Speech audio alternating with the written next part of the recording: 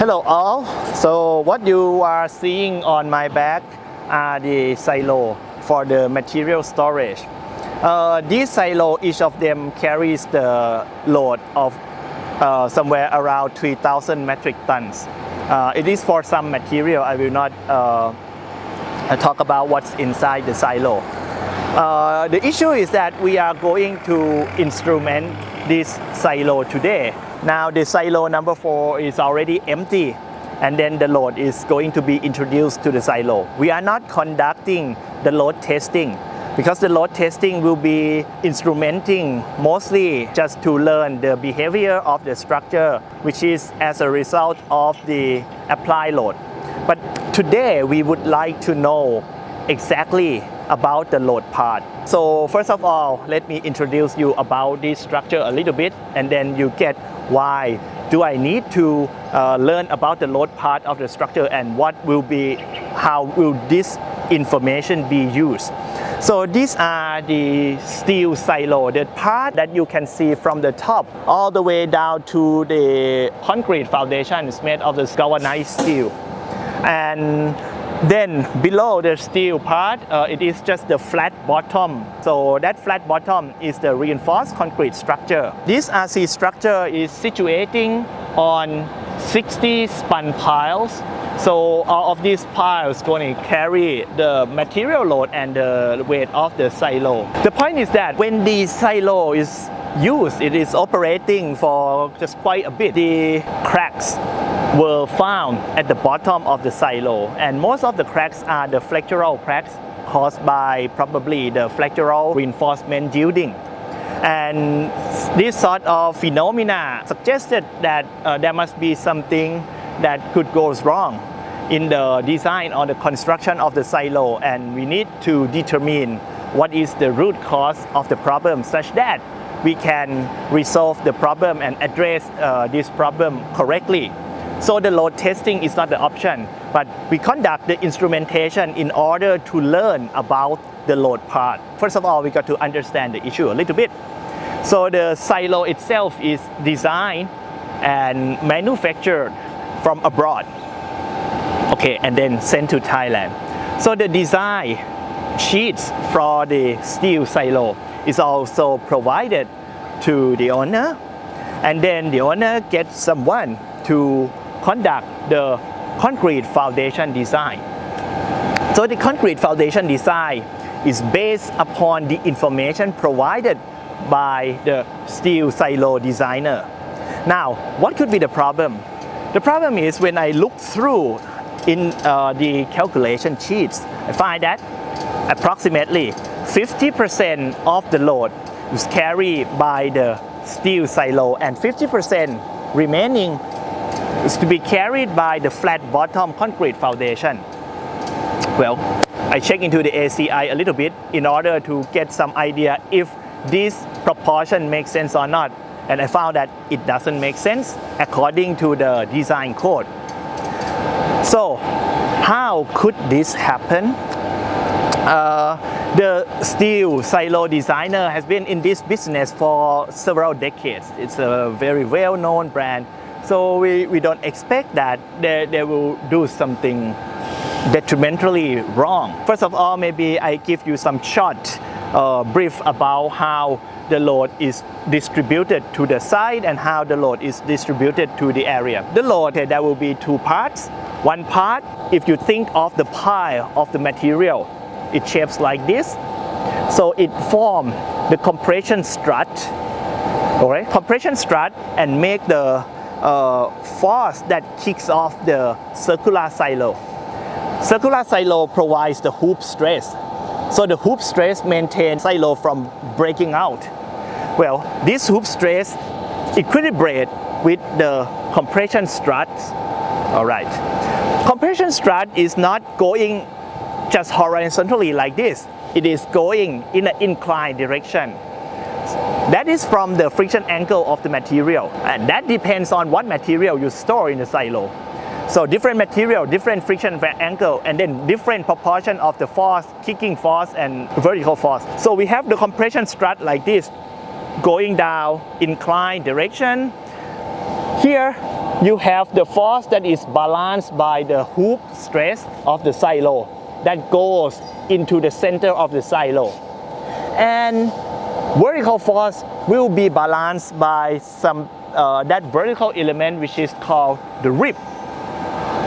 In one silo there are 36 ribs, and we instrument only just 18 ribs because 36 ribs too many.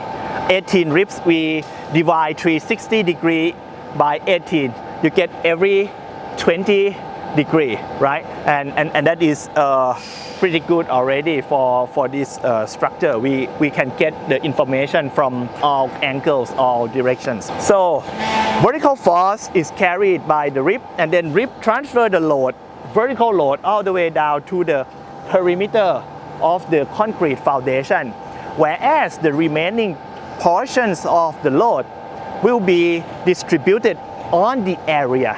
So that is the area load. Area load taken care of by the center of the concrete foundation, and the line load coming from the ribs will be transferring to the circumference of the circular concrete foundation. Due to that proportion 50 and 50, that makes a lot of pie around the foundations. In total 60 pie, I don't remember how many on the perimeter, but if you walk in, you're gonna see that the area inside has less piles. The spacing of the pie is quite large, larger than the spacing of the perimeter pile. Thus, it is very stiff on the perimeter, and then it is quite soft in the center. That could lead to the differential deflections, and also we might not have enough steel reinforcement in the middle zone that carries the area load, so that causes the crack, which is very systematic flexural crack, as you can walk in and see. Okay, so in order to learn how much load is distributed in one and another scheme, we need to put in the sensor. There are two kinds of sensor we use to evaluate the proportion of the load. So the first kind will be the pressure transducer. We have in total 4 pressure transducer inside the silo. We can open the side of the silo when it is still empty. Open it out, we climb in, we put pressure transducers, 4 pressure transducer at the different radius from the center, such that we in a silo, as you know, the pie is like this. So you may have the different pressure at the bottom of the tank of the silo. So we have many pressure transducers in order to learn about that variation of the pressure, and then we be able to determine how much pressure that we should use in the design of the new silo, because it is planned to construct more of this in the future, so we can save more material, and then we also have the better design, which is stronger, which is giving you more integrity, which is more better in terms of the serviceability, because if the crack does not appear, this area might be prone to the corrosion, so the durability of the structure is also improved. Pressure transducer picks up the pressure caused by the material in there, whereas the strain gauge are also installed. A lot of strain gauge are installed on the ribs. So each rib, it is one rib is made of steel U-shaped cross-section, 3 pieces of U-shaped cross-section stacked in. So I'm not so sure about the strain in the innermost and in the outermost one. So I instrument the strain gauge. I use in total 4 strain gauges in order to pick up the strain in the outermost and the innermost layer of steel, because we don't expect the equally distributed strain in 3 pieces of steel that are put together like this. That's why it takes quite many strain gauges. In the meantime, the temperature compensation will be carried out by the temp gauge. So the temp gauge, instead of vertical installation, temp gauge is applied in the orthogonal direction to the strain part. It is attached like this. This is the vertical, so the strain gauge for the temp is attached like this. What is picked up from the temp gauge? Actually, it is not the temp only. If we don't load, we get temp only. But if we load, we get temperature and the Poisson effect. As the rib get longitudinal strain, it expands or it contracts depending on what kind of strain we apply. Anyhow, you will get Poisson ratio multiplied by strain plus alpha delta T. And the vertical one is the mechanical strain plus delta T. So we can solve the equation in order to pick up only the mechanical strain caused by the material loading, right? So that calculations can be done. It is just two variable problem. We need to get the clean data out of this instrumentation. The whole thing could turn out to be a complete waste if the strain compensation due to the temperature is not carried out properly. You imagine just this sunlight, you might not feel like it is a strong sunlight. It is a sunlight that when you go out on a trip and then you want to lay yourself on the beach and enjoy the moment. This is that intensity of the sunlight. You have a glass of orange juice, you drink, you sip, or maybe a cup of coffee. This is that kind of sunlight, not strong at all. It's just the light vitamin D enhancing sunlight. But this current sunlight is going to make a lot of trouble to me if I don't put the temp compensation gauge, because 1 degree Celsius gives you about 11, 10, 11, 12 micro strain. Well, 10 degree, very easy. We expect 10, 20 degrees out of the sunlight very easily. Nighttime and daytime, sometimes it is up to 30 degrees Celsius difference. 30 degrees Celsius difference multiplied by 11 or multiplied by 10, well, you have 300 microstrain. Then get the sense of 300 microstrain. When you design the structure, if the yield is my steel yielding, let's say somewhere around 24 to 40 MPa, your yielding strain is 1200 microstrain. So that 1200 microstrain, you don't design the structure at the service level. Your strain at service could be somewhere around 600, maybe halfway or above a little bit. Thus, 600 compared to 300. 300 is huge. And then your load step is like probably 1 out of 4 at least, but you will expect the smaller step. So load step could be like 1/10 of that 600. Turns out to be 60. So your actual load is 60, but temperature strain is 300.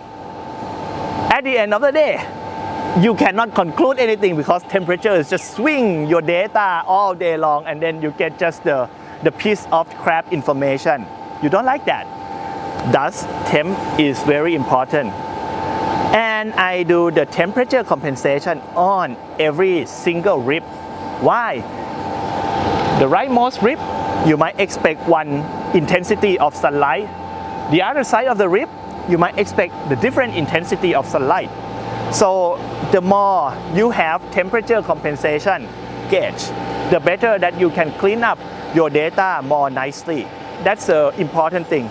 I used to just compensate the temp at maybe just a few points, but the other area are subjected to the different condition, totally different condition, totally different temperature change. You look at this structure, you think that the entire large structure like this, 20 something meters tall, 15 meters in diameter like this, should be experiencing the same temperature gradient? No, okay? One side of the rib is shadow, the other side of the rib is full exposure, or maybe the other side of the silo is under the shade.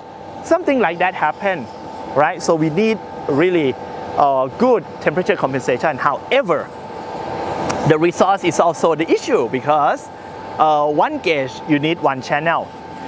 We have 18 ribs, then we have 18 channels for just temperature compensation. Actually, I wish that we can do more, like 36 to make it one both sides of the rib, but okay, that's gonna be too brutal. Right now, in total, we have 100 exact 100 channels used. We can add more if we have more sensors, but yeah, that's a cost that's gonna pile up. So I believe that this setup is good enough already for the temperature compensation under this situation. Moreover, I try to learn the behavior of the structure over 24 hours. So the data acquisition was carried out one day before the loading day, which is today. Data acquisition system is actually under the silo number 5. We start logging and let it sit for 24 hours. So the silo will experience the sunlight and the direction of the sunlight that is changing over 24 hours.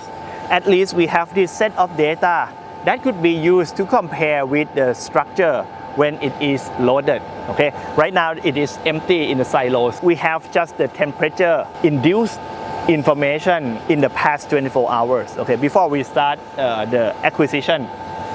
That could be used in the future, like maybe I finish all the data collection under loading. That could be used to compensate as well, all right, gauge by gauge. So if we set up time by time, well, it might not be that accurate. The temp gauge might be better, but if the temp gauge is not functioning well also, this could be the plan B for the cleaning up of the data. The thing is that same time of the day, but yesterday it is cloudy, today it is not. Things like this could happen. So this cleaning up using the time stamping might not work that well. But in the big picture, we know that strain in general is gonna swing down and then swing up this way. This can be used. Okay, so I will explain you more by getting closer to the sensors and show how each sensor looks like and works. Okay. So what you see here is the cabinet for the data acquisition system. Since it has to be left here, we have to have the sort of safe locker. So in here we have the UPS system because we are afraid of the electrical blackout. Just in case, if the blackouts occur, the data acquisition will all stop. Okay, this system is an electrical sensor. All electrical sensor we need the supply. We have the laptop in here. The laptop is connected to the two data acquisition systems down here. One unit takes care of just the strain gauge. That's a 50 channel strain gauge only. The white wire you see over here is the strain gauge, which is called the 3Y strain gauge, 3Y type. I'll talk more about the 3Y strain gauge system in a bit. But top 150 channels, the one below here takes care of 40 channels, right? The remaining 10 channels is for the full bridge. Full bridge is a sensor. The wide strain gauge like this, strain gauge generally it is the quarter bridge. You can make the half bridge, you can make full bridge out of the strain gauge sensor, of course. But if we want to know just one direction like this, it could be improved by installing two gauges anyway. But we opt for the quarter bridge in this case, right? The strain should be measurable because it is a steel structure. If we talk about concrete structure, you might end up with some problem because the gain might not be high enough to pick up the strain in concrete. Okay, so full bridge is preferred. But the sensors, okay, that you can see the plug like this are all full bridge sensors. So full bridge sensor comes from the pressure transducers, coming from inclinometers, and also coming from the displacement transducer that checks the opening of the crack. Okay, so this will be left here like for 2 weeks Because once the load is full 100%, you're gonna leave the material inside the silo for 2 weeks. So if the condition inside change, like there is some sort of swelling of the material or the shrinkage of the material, then the load part might change. Then it has to be sit there for some duration, and then we're gonna start unloading after 2 weeks. So loading for 4 days, maintain it for 2 weeks, and then probably 4 days later we're gonna empty the silo. Once the silo is empty, we are able to remove the pressure transducer out of the silo. Now I bring you up to the locations where we install the strain gauge on the rib. So in total, I mentioned already that there are 36 ribs in each silo, and we selected to instrument 18 ribs, just half of them. 18 ribs, so practically at every 20 degrees we have the information, which is good enough for the one whole circle. We have 18 points of instrumentation, quite good. The thing is that in each rib it is a combination of U-shaped beam, U-shaped cross section. So this U rib is a stack up of 3 sub U ribs. Okay, so we might not have exactly the same strain in each rib. That's why I have to instrument the outermost rib and the innermost rib in order to average the strain. I install the strain gauge on this side, this side, this side, and this side. So that adds up to 4 strain gauges. You can see that the location where the strain gauge is installed is somewhere around here, which is approximately 50 centimeters above the base plate. There's a reason behind. I do not want to push the strain gauge down too much. One reason is because of the humidity. Okay, we might be too close to the rain that might be splattering around, so we want to avoid that. Even though the gauge is well coated by the VM tape, but still we do not want to risk the gauge. That's one reason. The second reason is that the area where it is very close to the base, the U-rib may not touch the base plate uniformly. So some zone which is higher might touch, and some others might produce the gap. So the gap zone you will not pick up strain, whereas the zone that is close completely produce very high strain. Thus, the location of the installation will affect the strain reading. And I do not want that, because it's gonna vary throughout. We cannot use some number to represent the strain, uniform strain. So I move it up, so somewhere around 3 to 4 times of the biggest dimension of this rib, which is approximately 50 centimeters in this case. Then we will find that inside the cross section, if you can take a cut, you can see that the strain is pretty much uniform. We need that uniform strain. Once we have this strain from 4 gauges, we will compensate with the temperature gauge, which is orthogonal to the direction of the rib, of the axis of the rib, such that it picks up the temperature strain. So correction will be carried out one by one. One rib, one correction, the other rib, another correction. Okay. Out of these 4 gauges, we correct and we average all of them. And then we take the E and A of each rib, we multiply by 3. We get the total cross-sectional rigidity, right? So these 3 EA for individual, okay, 3 EA multiplied by the strain that we compensate and average, we multiply by that, we end up with the force in each rib. So there will be every other rib that we do not instrument, thus we will multiply by 2, okay, because out of we have in total 36, but 18 ribs as instrumented. So the total force will be calculated by these 18 and then multiplied by 2. So we are going to get the proportion that is from the perimeter load. For the inside of the silo, we have the pressure transducer, and that is going to give us the area load. So I'm gonna bring you to see that pressure transducer in a bit. So we right now coming into the inside of the silo, and these are the pressure transducer that we install to pick up the pressure caused by the material storage. We have one sensor here at the middle and another sensor at the location where it is very close to the site. In between, the range is divided into radius over 3, radius over 3, and radius over 3 approximately, such that we know the pressure distribution as a function of the distance from the center of the silo.